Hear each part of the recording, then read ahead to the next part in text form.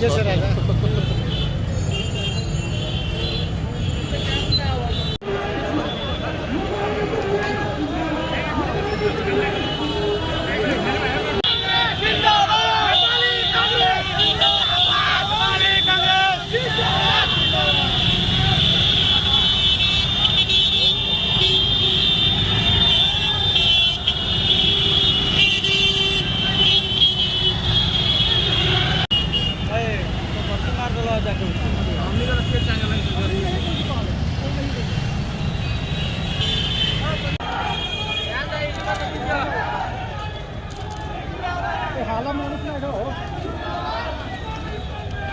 गाडी परिसरचा समाज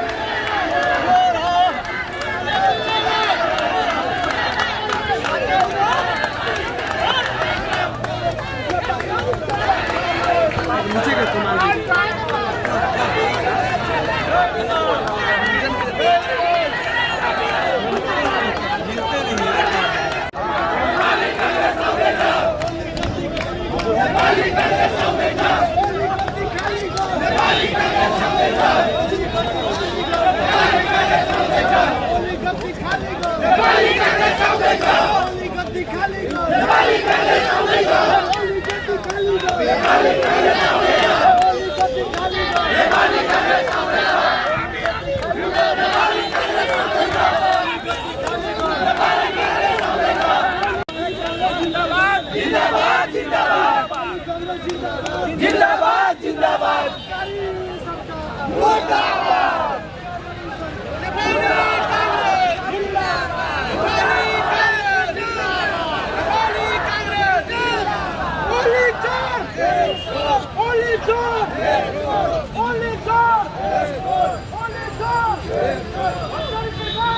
चलो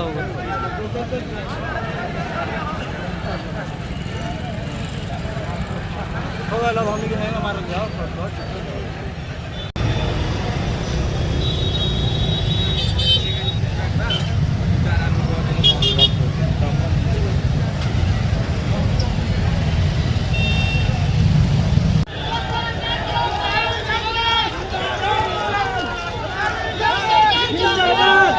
कांग्रेस जिंदाबाद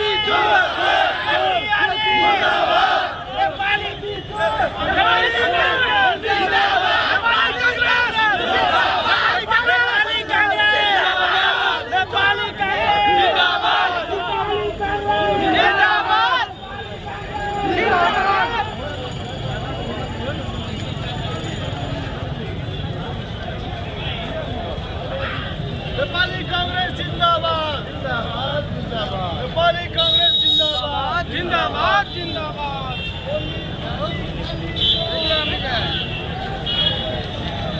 कांग्रेसको यो कार्यक्रम हुँदैछ।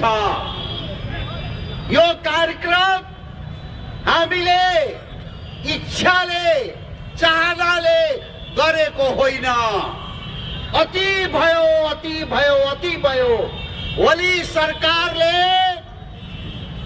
जनताको म्यान्डेट पाइसकेपछि 5 वर्ष राम्रोसँग काम गरोस्, नेपाली जनताको जीवन स्तरलाई उकालोस् भनेर हाम्रा आदरणीय सर्दार नेता, हाम्रा पार्टीका केन्द्रीय सभापति शेरबहादुर देउपाजीले संसारमा कसैले नपाएको सहानुभूति, सहयोग आदि इत्यादि सम्पूर्ण यो सरकारलाई, केपी ओली सरकारलाई दिएकै हो। तर यो नालायक सरकार, यो तानाशाहीमा जान लागेको सरकार, यसको मति भ्रष्ट भइसकेका छ। संसारका बडे बडे तानाशाहहरू समाप्त भएर गएको छ। यो कम्युनिस्ट तथा कथित दुईटा, एउटा माओवादी र नेकपा एमाले मिलेर बनेको यो सरकार, यसको अहम चरम सीमामा पुगिसकेको छ। अस्ति नै दमौलीमा एउटा पुलको उद्घाटन गर्दाखेरि हाम्रो सर्दार नेता, यो साउथ ईस्ट एसियाको समाजवादी महान नेता रामचन्द्र पौडेललाई एउटा बनेको पुलको उद्घाटन गर्न दिएन। यो यसको तानाशाही प्रवृत्तिको पराकाष्ठा हो साथीहरू। तछाड बछाड गरेर हाम्रा आदरणीय सर्दै नेतालाई जिउभरि पुलिसको डन्डा बर्साएर गिरफ्तार गरेर लग्यो। राजाको शासन हुँदाखेरि हामीलाई यस्तो व्यवहार गरिदिएन जुन यो कम्युनिस्ट सरकारले हामीलाई गर्यो। प्रजातन्त्रका प्रवर्तक प्रजातन्त्रका लागि 14 वर्ष जेल सहेको मेरो नेता, हाम्रो नेता, यो देशको समाजवादी नेतालाई, एसियाको नेतालाई जबरजस्ती गणहत्याएर जेलमा लगेर थुन्यो। यो सरकार, ओलीको सरकार दिग्भ्रमित भएको छ। यसलाई उखाडेर फ्याँक्ने दिन आयो साथीहरू। कांग्रेसले हात बलियो पारोस्, कुनै शक्ति नेपालमा, कुनै तारा शक्ति नेपालमा, कुनै सांप्रदायिक शक्ति नेपालमा उठ्न सक्दैन साथीहरू। हामी सिर्फ एक भइदिएमा में आज हमने के तमाम नेपाली कांग्रेस संपूर्ण जनता आज अपन प्रदर्शन कैले बा। आज हमने के केंद्र सरकार के जौन जनता के प्रति, देश के प्रति जौन वहाँ कम्युनिस्ट सरकार के 2/3 के मैंडेट मिलल बा, ओकरा बावजूद भी कम्युनिस्ट सरकार आज जनता प्रति एकदम उत्तरदायी रह के काम नहीं कर सकत। एकदम नलायकीपन सरकार बा। आज जनता के सब स्थिति परिस्थिति वालन के सामने बा कि आज हमने के किसान के कृषि प्रधान देश, आज किसान के हमने के मन न मिलल का।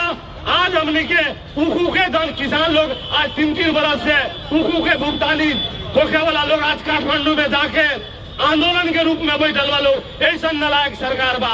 और हमने के जनता के तमाम हमने के सेवा सुविधा होके वाला जितना हमने के ऑफिस आड़ा कर बा, वो सब में हमने के जनता के कोनो सहूलियत ढंग से सुविधा नहीं के मिलत। ये देश में भ्रष्टाचारी, महिला हिंसा, बलात्कारी दिन प्रतिदिन बढ़त जा रहा बा। उस सब के रोके खतरा, देश में विकास नहीं आवे खतरा, देश में अनुशासन शासन के व्यवस्था करे खतरा।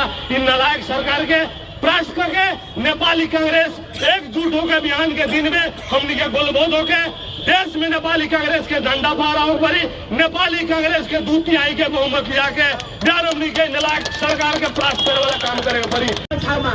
जुन कार्यक्रम पिछड्नको लागि राज्यले पढाइलाई अनेक द्वन्द्व र प्रहरीसँग लाग्नु, त्यसको विरोधमा गरेको सम्पूर्ण नेपाली कांग्रेस मात्रै होइन, जनतालाई मेरो जय नेपाल।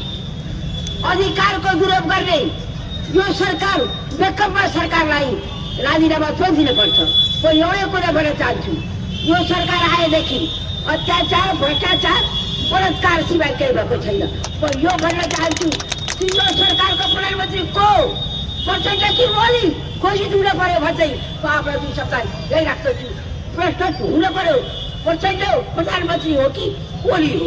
यिनीहरूको दुईटा तारातारीमा हाम्रो जनताहरू किन पीडित, हाम्रा सङ्गठनहरू किन पीडित, हर संस्था किन पीडित भन्दै यसबाट घोषित हुन पर्यो कि राजीनामा दिनु पर्यो भन्दै समस्त नेपालीहरू, समस्त प्रजावासी र कांग्रेस मात्रै होइन, समस्त जनताहरूको यो मागलाई प्रतिबद्धता गर्दै हामी महिलाहरूले आवाज उठाउँछौँ र यसको नारा लगाउँछ भन्दै आजको हामी 2 शब्द गएको। धन्यवाद। आज 3 वर्ष इस सरकार के निर्वाचित होने के बाद 2/3 के सरकार संविधान निर्माण के बाद जब इस 2/3 के सरकार बनलो तो समसिंगो नेपाल एक विकास के परिकल्पना में आगे नेपाल एमाले नेकपा के सरकार काम करी, जनता के हित में काम करी। ये बात सोच के सारा जनता लोग साथ दे के सरकार 2/3 के बनेलो। लेकिन आज के दिन ये नेपाल के इतिहास के सबसे नालायक सरकार में से बा। आज तक ऐसा सरकार कभी ना भइल। आज भर्खर अभी इंटरनेशनल ट्रांसपेरेंसी इंटरनेशनल के रिपोर्ट आइल बा, दे में कहल गइल बा कि सरकार सबसे बड़ा सरकार हो। ये बात एशिया के सबसे बड़ा सरकार हो, ये बात कहलो तो एक बावजूद भी इस सरकार में कोनो परवाह नहीं के, कोनो फर्क नहीं के पड़ल। अपन सरकार बचावे खातिर हरेक हथकंडा अपने ले बा, हरेक चीज अपने ले बा। एक जगह जब टूटी करता, गलती करता, ओकरा बचावे खातिर दूसर कांड कर ले बा। इस सरकार 1 मिनट भी सरकार में बैठे के कोनो भी नैतिक हैसियत नहीं के रखा। ये कारण से इस सरकार अभी के अभी राजीनामा देवे के और हटे के इस सरकार के अलावा कौन विकल्प नहीं के ये बात कहे चाहता नहीं। आज कांड में अभी शांति दीदी कहली कि महिला के अत्याचार भइल बा, महिला के अभी निर्मला हत्याकांड अभी तक सुलझल नहीं के, अभी तक कांड सुलझल नहीं के, अभी तक हवाई जहाज के कांड सुलझल नहीं के। इतना ही नहीं, जब कोरोना के महामारी में वैश्विक महामारी में जब नेपाली जनता यहाँ पिसट रहे, बॉर्डर में हजारों के संख्या में नेपाली जनता जब नेपाल में प्रवेश खातिर रक्सौल के बॉर्डर में लगाए संपूर्ण नेपाल के बॉर्डर में यहाँ महीनों दिन तक रहे, इस सरकार के कोनो फर्क ना पड़ल। वो बेरा सरकार उपचार सामग्री में स्वास्थ्य सामग्री के भ्रष्टाचार में लिप्त हो गई। ये कारण से इस सरकार के जितना भी कहा जाओ फिर इस लंबा बा। ये कारण से नेपाली कांग्रेस वरिष्ठ सहयोगात्मक प्रतिपक्ष की भूमिका निभैलक। एक वरिष्ठ ये महामारी के कारण से हमनी के चुप रहनी हो, लेकिन आग सिंहनाट भइल बा, विरोध के सिंहनाट भइल बा, ये रुके वाला नहीं है। आज नेपाली कांग्रेस के 60 लोग बा, अब जनता लोग आई, ये बात हम नेपाली कांग्रेस से जनता लोग जुड़ल बा।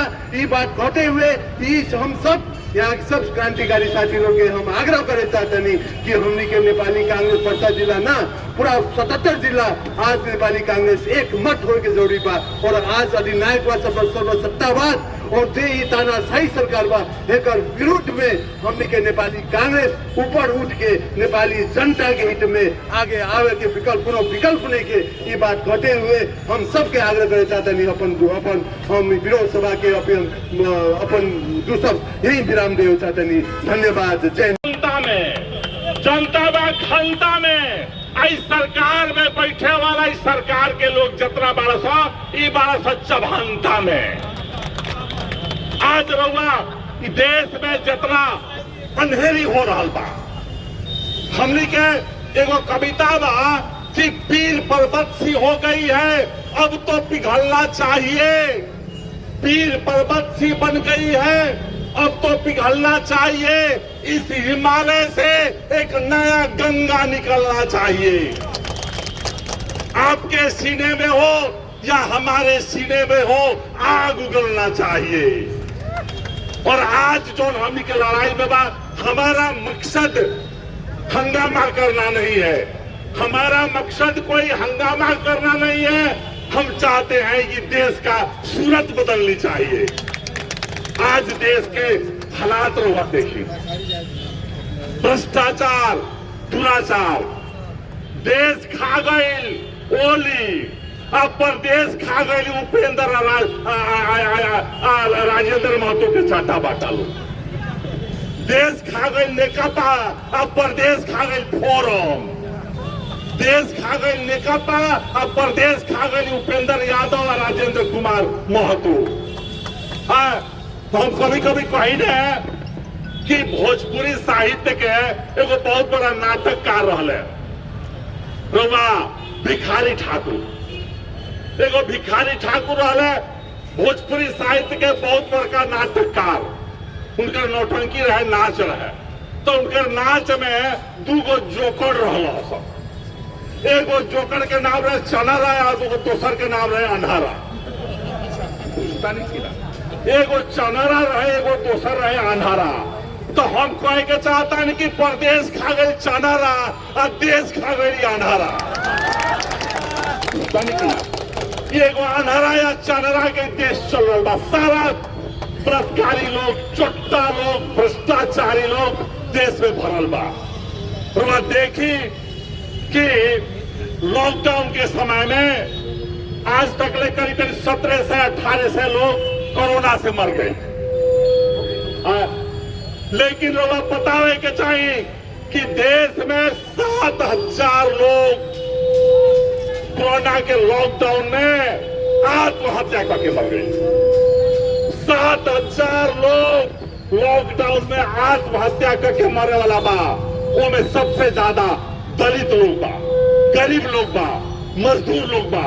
7,000 लोग लॉकडाउन में आत्महत्या करके मर गए, फांसी में लटक करके मर गए। ओकर एगो कारण बा, खाए के ना मिलल, मजदूरी ना मिलल, काम ना मिलल, ओकरा बाद में सरकार से कोई राहत ना मिलल, सरकार से कोई राहत ना मिलल। जनता ऋण में डूबल बा, व्यवसाय बंद बा, दुकान बंद बा, कल कारखाना बंद हो गई। आज देश में 70 लाख लोग बेरोजगार हो गई है।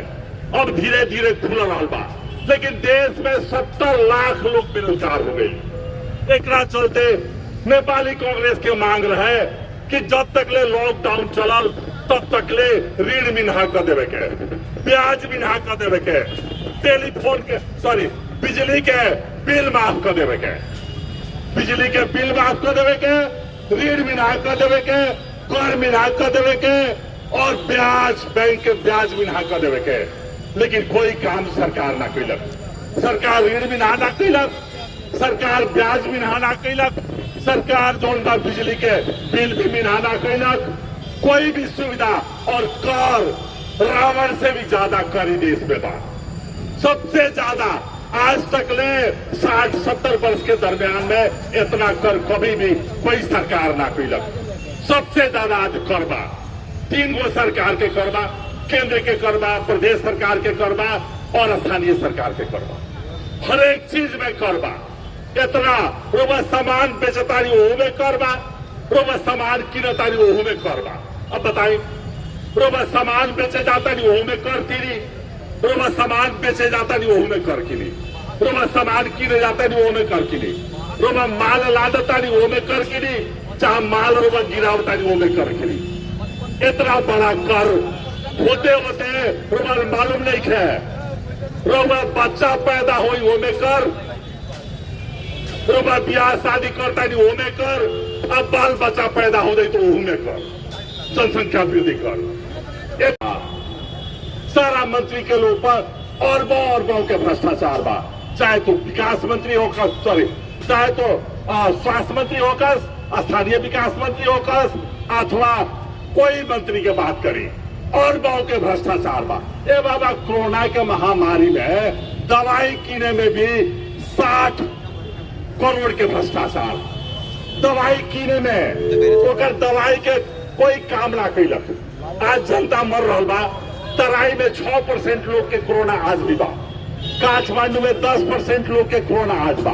आज भी वैक्सीन के फ्री व्यवस्था करे के चाहिए, आज फ्री वैक्सीन के व्यवस्था सरकार आज तक लेना कैलक।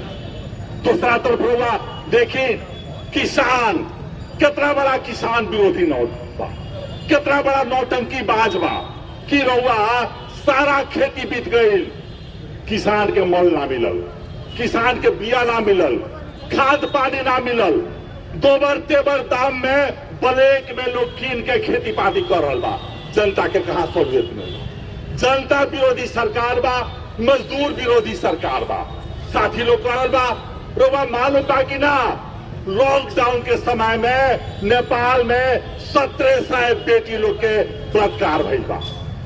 गृह मंत्रालय के डाटा में लॉकडाउन के समय में, सिर्फ लॉकडाउन के बात करता नहीं, लॉकडाउन के समय में गृह मंत्रालय के रिकॉर्ड में 1700 लड़की लोग के बलात्कार भइल बा।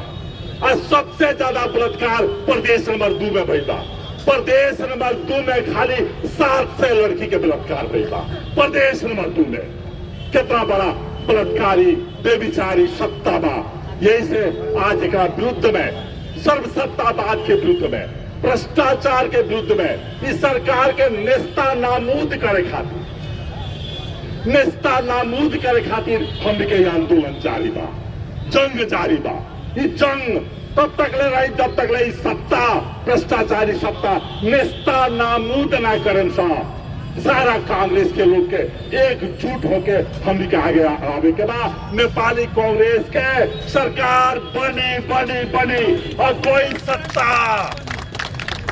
कोई शक्ति नहीं थे रोके वाला नेपाली कांग्रेस की सरकार बनी। रोवा देख रहा बानी, उत्तर के बॉर्डर में चीन के चल खेल हो रहा बा, हिमालय पर्वत पर चीन के चल खेल हो रहा बा। हुमला में हमनी के बॉर्डर के भीतर चीन जोन बा पिलर खड़ा दलक, सरकार ने के बोला। इस सरकार भारत के विरुद्ध में बोली, लेकिन चीन के विरुद्ध में ना बोली। अगर चीन हिमालय भी कब्जा करी तो विरुद्ध में सरकार ना बोली। हमनी के राष्ट्रवादी सरकार, हमनी के राष्ट्रवादी पार्टी है, नेपाली कांग्रेस राष्ट्रवादी पार्टी है। हमनी के सिद्धांत बा कि नेपाल के कहीं से भी अगर नेपाल में हस्तक्षेप होके चाहे चीन करो अथवा भारत करो, हम उसका विरोध करता नहीं। हमनी के विरोध करें नेपाल के हित के विरुद्ध में, नेपाल के स्वार्थ के विरुद्ध में, नेपाल की अखंडता में, नेपाल के राष्ट्रीय स्वार्थ में, नेपाल के राष्ट्रीयता के ऊपर कहीं से भी अगर हमला हुई, चाहे उत्तर से होके चाहे दक्षिण से होके, हम उसका विरोध करता नहीं। हमनी के उसका विरोध करें, लेकिन वो बात दिखाता नहीं कि सारा जोन बा उत्तर में चल खेल होता, लेकिन चाइना के विरुद्ध में सरकार एक शब्द बोले के नहीं चाहता। सरकार कहां से संचालित बा? इस सरकार देश के लिए नहीं है, इस सरकार नेपाली जनता के लिए नहीं है, नागरिकता नहीं है मिलल। आज रोमा बॉर्डर में देखी, राउंड पॉकेट से 10,000 रुपया भी अगर आईसी निकल जाए तो वह जेल चल जाए।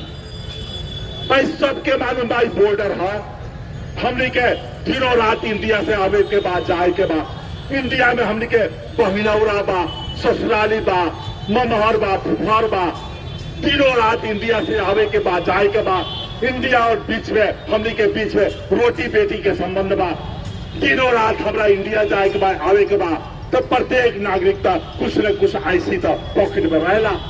इमरजेंसी में रोज जाए के बाद तो इमरजेंसी में 8 बजे रात के इमरजेंसी में अगर इंडिया जाए के बाद ये 8 बजे रात के कांवर हुआ भजाए जाए, 10 बजे रात के कांवर भजाए जाए, तो हर एक तराई के लोग के पॉकेट में 2-4 हजार, 5 हजार, 10 हजार आईसी रुपया मिल जाए। लेकिन आज रोमा देखी ये जिला में कहीं भी परसा जिला में सैकड़ों लोग पॉकेट में अगर आईसी रुपया निकल जाए वो आदमी जेल चल गए, जेल चल जाता। के ऐसा योद्धा साथी लोग बा जो हर दुख सुख के घड़ी में कांग्रेस के झंडा बुलंद करता, गांव गांव में, वार्ड वार्ड में, वो सब लोग में हमारे जय नेपाल बा। आज नेपाली कांग्रेस चुनाव हार गई पिछलकर आम निर्वाचन। प्रदेश में संघीय सरकार में नेपाली कांग्रेस नहीं के, कम्युनिस्ट पार्टी के लगभग 2/3 के सरकार बा। प्रदेश में समाजवादी, जनता समाजवादी पार्टी के सरकार बा। लेकिन सरकार जनता के बीच में कहां बा? सुशासन के नाम पर, पारदर्शिता के नाम पर, स्थिरता के नाम पर, राष्ट्रवाद के नाम पर वोट लेने वाला पार्टी आज जनता के बीच में कहां बा? ये देश में सुशासन बा? सारा सरकार भ्रष्टाचार में लिप्त बा। जनता के कोनो भी समस्या के बारे में सरकार संज्ञान नहीं खेले।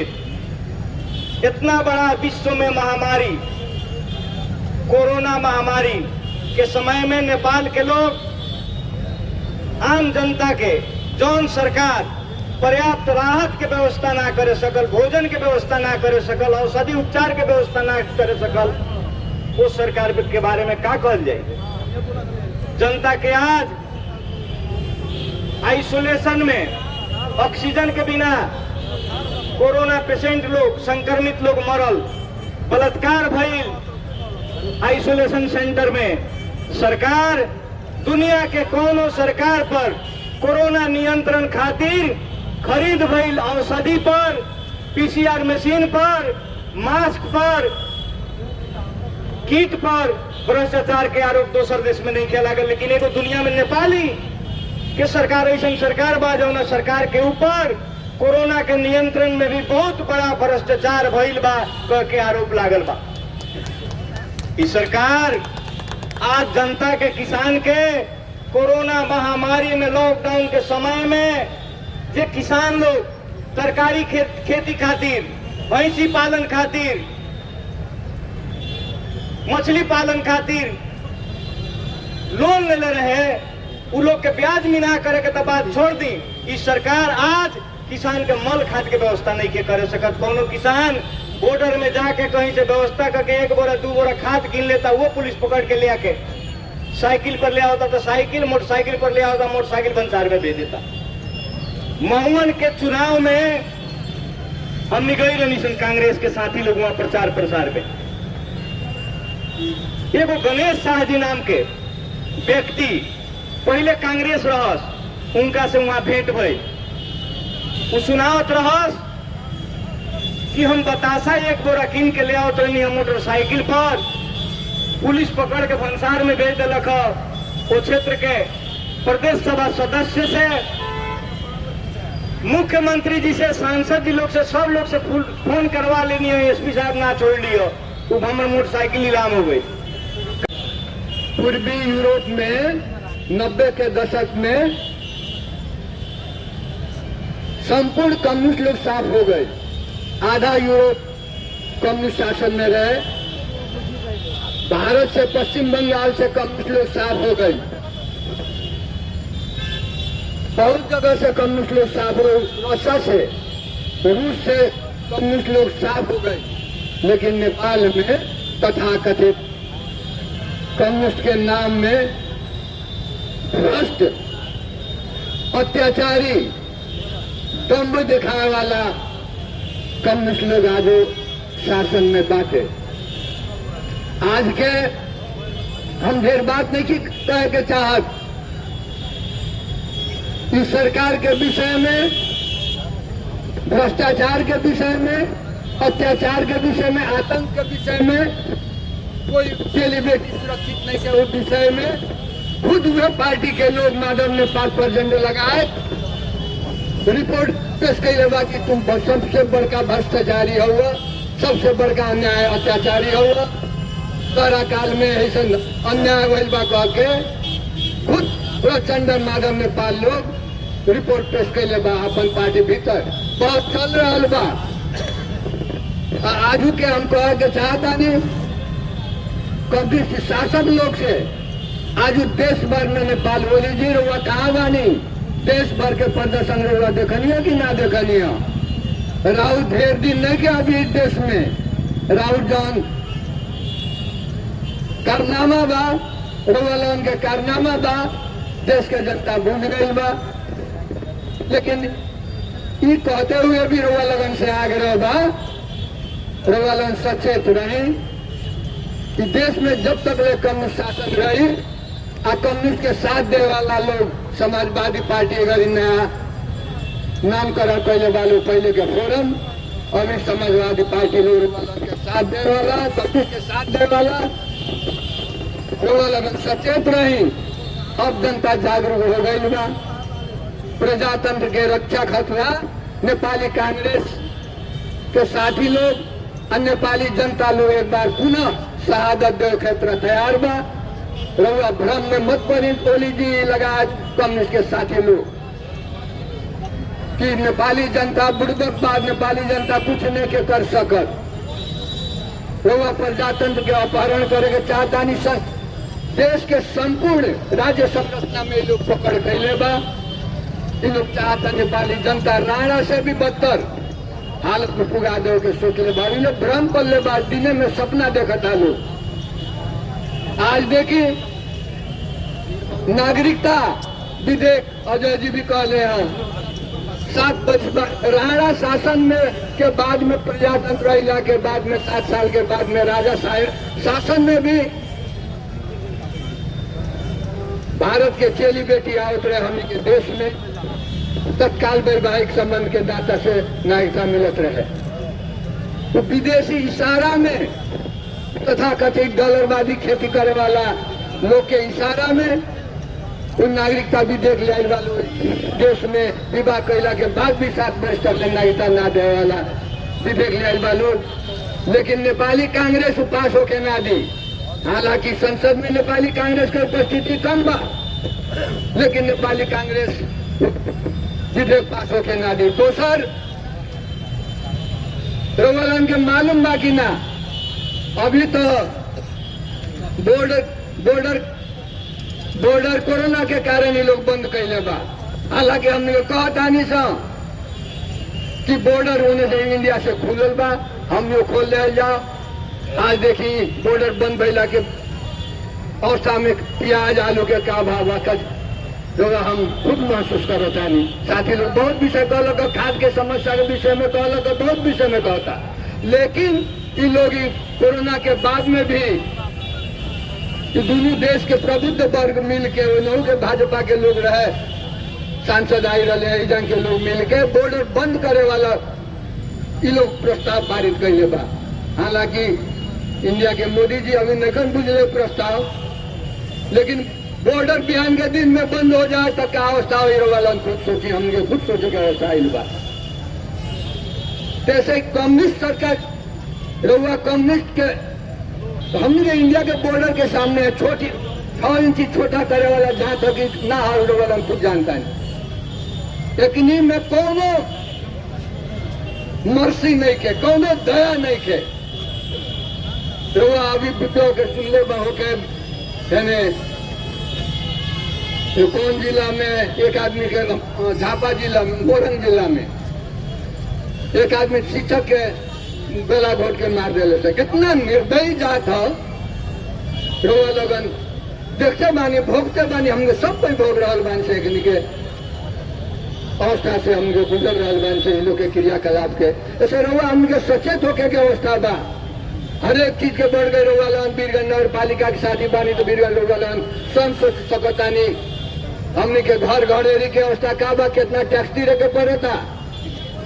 ये लोग के जिता के हमने के सेंटिमेंट में, भावना में बह के फोरम के साथी लोग के कहाँ से ये लोग लाश के फोटो ले आई रहे, बेतिया से, पटना से, काठमांडू से, नारायणी अंचल के हॉस्पिटल से फोटो लिया 60 के एगो वीडियो बना के कहाँ के जुलूस के वीडियो बना के भावना के कैश करके हमने के आज शासन सत्ता में ये लोग 12 वाला भोगत बढ़े बानी, हमने के खुद भोगते बानी सब। तो ये लोग के आगाह करे के चाहता नहीं हम रोगा लगन के साथ में ये लोग ज्यादती करे के चाहता तो नेपाली जनता उनसा के बैठे के तैयार नहीं थे। ये लोग के जौन अभी तक ले नेपाली जनता के दुख दिले बा, अभी तक ले जौन अत्याचार भइल बा, अभी तक ले भ्रष्टाचार पराकाष्ठा बा। हम कहबे कहीं वाइल्ड बॉडी, बालुआ टार, अनेक टेलीकॉम के भ्रष्टाचार, एयरसेल के भ्रष्टाचार साथी लोग बहुत दोहरा चुकल बा। इस सारा भ्रष्टाचार के बयान छानबीन हुई। इन लोग के जौन अभी तक लेके अवस्था बा, जौन अभी तक ले भ्रष्टाचार में अकुत संपत्ति जौन कमौले बा, उन लोग के बयान छानबीन हुई। इन लोग के क्या करे के पड़ी, कौन दवाई हुई और कौन किस लोग के तौर लगाओ के पड़ी, नेपाली जनता जानता।